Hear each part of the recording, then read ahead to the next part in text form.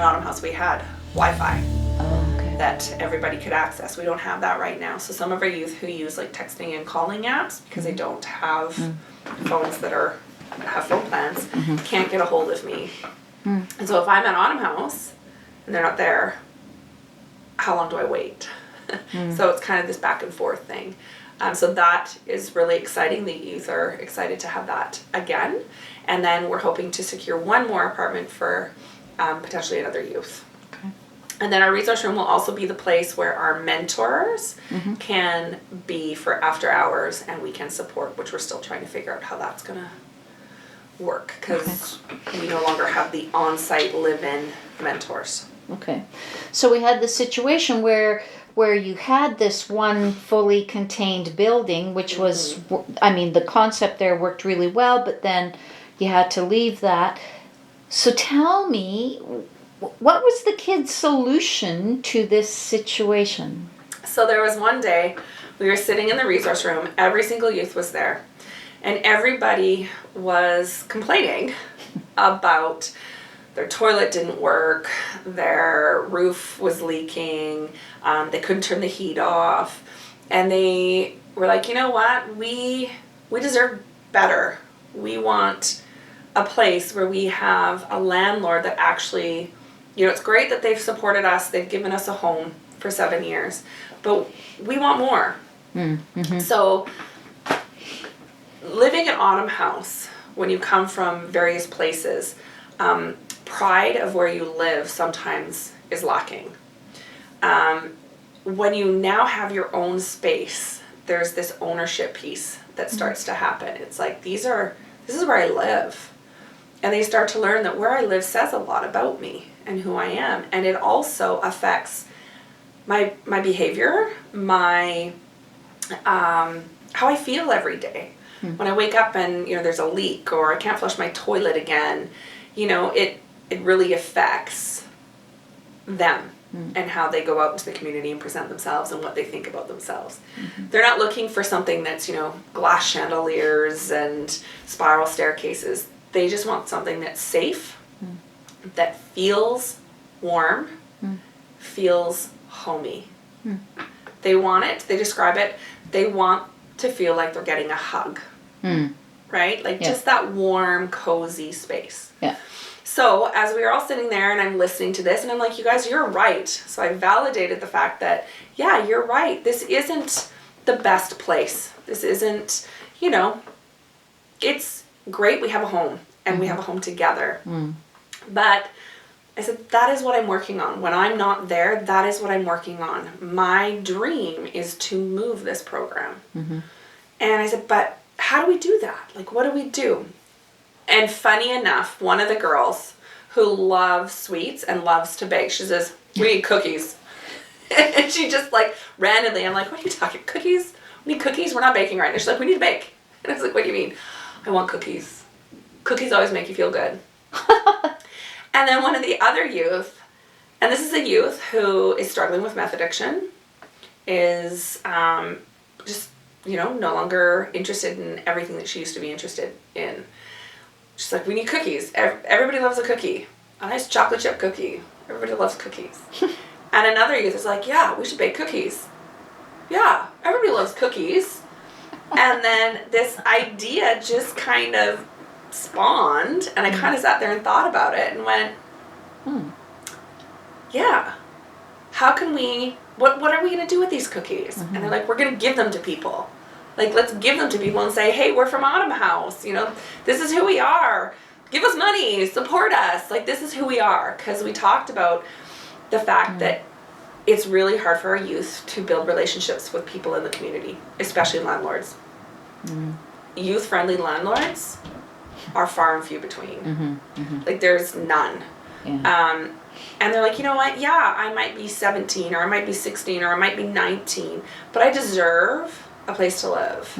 And for you to pass that judgment of, oh, you're only 17, you're going to destroy this place. You're using drugs, you're associated with bad people, you're going to commit crimes, you're going to destroy this place. Does it happen? Yeah, it does. Because our youth are learning how to live on their own for the first time. That's why Autumn House is so important, because it gives youth an opportunity to practice living on their own. It's their practicum for life. Neat.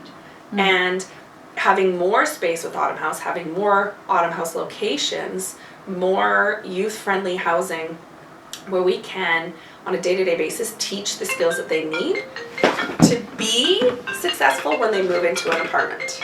So they need a place to be, to learn, to make mistakes, to learn from those mistakes, and to understand the importance of being a good neighbor. So when they move to a basement suite, or they move to an apartment next door to a regular person, it can be successful. They understand, it's 10:30 at night, I should come through the hallway quietly, not cursing and swearing or shouting down the hallway, right? Or I shouldn't play my music loud because it's midnight, even though I'm up. I can listen to my TV quietly. So this Autumn House, that's what we do, is we build the skills so that they learn how to keep their apartments clean, so that their neighbors aren't complaining because there's a smell. We help them learn to set boundaries so that their friends aren't like, well, can I just stay here? Like, I don't have a place to stay. No. We also teach them how to reconnect with human beings.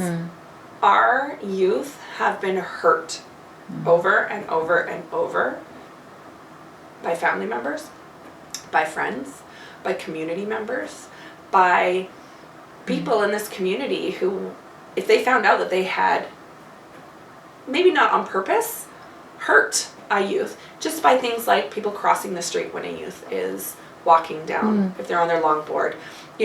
Yesterday we were at the grocery store. I had 4 youth at the grocery store. They did a great job. They all had their lists. They all had their budget. We're going through, I'm calculating on the calculator how much each is costing so they could stay on budget.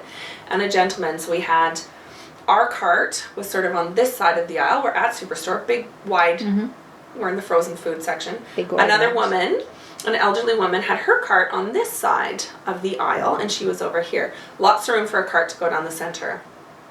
And this gentleman, maybe in his 30s, came through and slammed his cart into this elderly woman's cart to push it out of the way. Totally inappropriate. I'm thinking, oh gosh, what's going to happen here? And my youth, one of them turned around and says, oh, sorry, sir. We didn't know that we were all in your way. Let me move that for you. And then went over to this woman and said, are you okay, ma'am? Really? And I was like, there wasn't a curse word. Wow. There wasn't an altercation. There was real human contact. Wow. And that is what we teach, is we teach how to rebuild the trust, because every relationship in a lot of these cases that these kids have had has been distrustful or has ended negatively. And so they don't trust. They don't know how to interact appropriately when they're out in the community, because they think everybody's out to get them. And they're right. So they walk around with these chips on their shoulder because they're scared. They're scared of being hurt. Whether it's a physical hurt or just a, grab your child and move to the other side of the street. It affects them. So Autumn House, we work on the skills you need to live independently. So all your daily living. How do you scrub a toilet? Why should you do your laundry? How do you do your teeth? How do you make an eye exam appointment? Why should you make an eye exam appointment? How do you open a bank account? And how do you say hello to the woman at the cash register at Tim Hortons? Or when you're walking in the grocery store and you're walking down an aisle, you don't always have to look to the floor. You can say, oh, hi, how are you? Have a good day. And to trust again. Nice. So that is why we need more Autumn Houses. And what these kids want to do is they want everybody in the community of Abbotsford to know that this program exists and that these kids exist, and they're trying. They're trying to learn different. They're trying to make changes so that they can enjoy the rest of their lives and fit in and feel like they belong, or that people are okay. We can be pretty nasty human beings, even when we're not planning on it. And that's what Autumn House is bringing. And this awareness campaign, this cookie bombing is what the kids have labeled it. And so we've kind of softened that to cookie campaign. That's this. Yes. there's three tiers to it. Yeah. One is to thank the people in the community that are already aware of us and support us and believe in us, whether that's financially, whether that's just by giving us donations or just thinking about us. The other part is to bring more awareness to the community that this program exists and to try and generate more partnerships. So what's the plan? The plan is we have been all over Abbotsford and we've completed our first phase of deliveries. How many So- boxes did you deliver? Today we did 30. Okay. Yesterday I think there was 25 done. Okay. So we're around the 50 mark. We plan to continue to do this. We've stopped at some banks. We've stopped at some community partners like United Way, Cyrus Center. We stopped at C21. We stopped at the Abbotsford Youth Commission. We're going to do the APD, especially the youth squad. We want to do the schools. We did Club 16, Good Times Fitness. We want to go up to Steve Nash. We actually have an end goal of cookie bombing Trevor Linden. That's the Him end. personally. In person. And we want to ask for money. Our labels on our boxes, which have been donated by a Great Little Box Company, the packaging. So the youth, Becca and I took the youth's ideas and created the labels.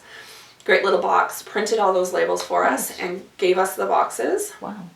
And are willing to continue to do that for us. They also gave us all of our moving boxes when we moved and all the moving supplies. Yeah. That was a big help.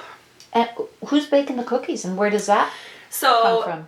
the goal is the youth would like to continue to bake Yeah. the cookies. So every week we plan to kind of bake some more batches of cookies and then go and distribute. We were approached by a community development program through the Bachelor of Social Work degree program at UFV. And so they had a couple ideas of ways that they could help support Autumn House. We had a couple ideas, and when I shared with them this youth generated idea, we had originally started this in December. This idea, this concept, and we're in the planning stages, and then we found out that we were giving notice. So we found out like basically February 1st that we needed to move out February 29th, and we had nowhere to go. So we worked really hard to find that relationship, move. So we had to put this idea on hold. Kind of good timing. UFV approached us, shared this idea, and they went, oh, that is amazing. We would love to help you with this. What can we do? And I said, well, how many dozen cookies can you bake? Because we don't have a kitchen Right. that is up to the safety standards to bake these cookies in. So we were having to use our community kitchen Right. and just coordinating that is Yeah. hard, and we were moving. Yeah. So they brought together all their students and grandmas and different people, and they baked 75 dozen cookies. Holy smoke. Wow. Yeah. So we had All through the 75 UFE social work student class. Yes. Wow, So their that's community awesome. development class. Community development Yeah. class. Okay. So we plan Fabulous. to, their project is now finished. We plan to go and cookie bomb their class when they do their final Nice. presentation. And they also did like a stand during Social Worker Week up at UFB, handed out cookies and information pamphlets about the programs to generate Yeah. not only just monetary donations, but furniture or vacuum cleaners. Like vacuum cleaners are expensive and every youth needs one. And now that I don't have a resource room, we had a communal vacuum. So that's just kind of housed in one of the youth apartments and they share it. But we're also looking at just, people spreading the word like, oh, hey, you're out for dinner with your friends. Tell them about, I was cookie bombed at work. Or, there's this program. Have you guys ever heard of it? Just share about our program. Okay. Because we're trying to become connected with people who might be able to make a donation or to support us. We're looking for landlords or people who want to invest. We're looking at a couple different options. We've got one investor who's kind of already looking for property and is willing to kind of see if we can develop a relationship. We've also, in other provinces, there's this concept of kind of strata apartment buildings where people can invest. The building isn't even created yet, but they could, where somebody couldn't necessarily have enough money to generate for a whole building, could say, yeah, I'd like to be a landlord or have you rent out one apartment because I'm looking for that investment. And then if we can get, 6 or 7 or 8 people, Right. we can bring them into our collaborative system and find the capital to build what we're looking for. Nice. So the youth are really wanting, they know that they probably won't live in this new Autumn House. But when I kept telling them that I was out there looking for a new space, that I was going to get them out of Autumn House, that we as a team, the youth, MCFD, Yothmeath, United Way, ACS, everybody was on the lookout. They didn't believe it. They really, when we sat down to tell them that we were moving, they all looked at me like, I didn't believe you. Like, we're really moving? Yeah. So we moved. Golf is it in library still? Yeah. Okay. So you moved. So we moved, and now I'm telling them the dream is to find what we had, our own building, Yeah. but nice, like the apartments that we're in now. Yeah. But our own community again. And they're kind of like, I don't know, who's going to give us that money? I said, I don't care. I don't care who's going to do it. We don't know who's going to do it, but we just need to find that person or those people. And this is their way of doing that, to say, we're not scared people. We're here. This is a need. This is really helping me. I would be homeless. I would still be living in Tent City. I would be living in my dad's car. I would still be at home, in a very abusive situation. I need this. And the future youth of Autumn House need our own space. We need a place where we can continue to build relationships and produce the youth that are going to be successful renters. They're 16 years old and they're living on their own. Yeah. Yikes. So that is the idea behind this project. So and what- the youth come with me. So I'm not doing it by myself. They have to come, whether there's just one youth, there's 3 youth. Sometimes I kind of give a little blurb. Sometimes they feel comfortable enough to do it. Depends on where we are, who's there, time of day. But they're handing over the boxes. They created the list of where we should go. They're continuing that list. They packaged everything up with the UFU students. And they want to keep doing it. Like, today was the first day the youth participated in the drops. Yeah. And That's great. I asked them after, I said, like, can we keep doing this? They're like, yeah, this is actually kind of fun. That's great. And it was interesting. We went to all of their banks. Still have more banks to do. And if we went to one of the youth bank that they bank at, they took ownership over that. And they took the box. And they found, like, their teller that they always go to. Oh, nice. Because they feel safe. And they cookie bombed their teller. Nice. So we cookie bombed the Tim Hortons lady who we always get when we go through the What a drive-through. hoot. And they just loved it. That's hilarious. So, yeah. So we want the community to know this is our program. This is our home. This is why it's so important. And we can't let this program disappear.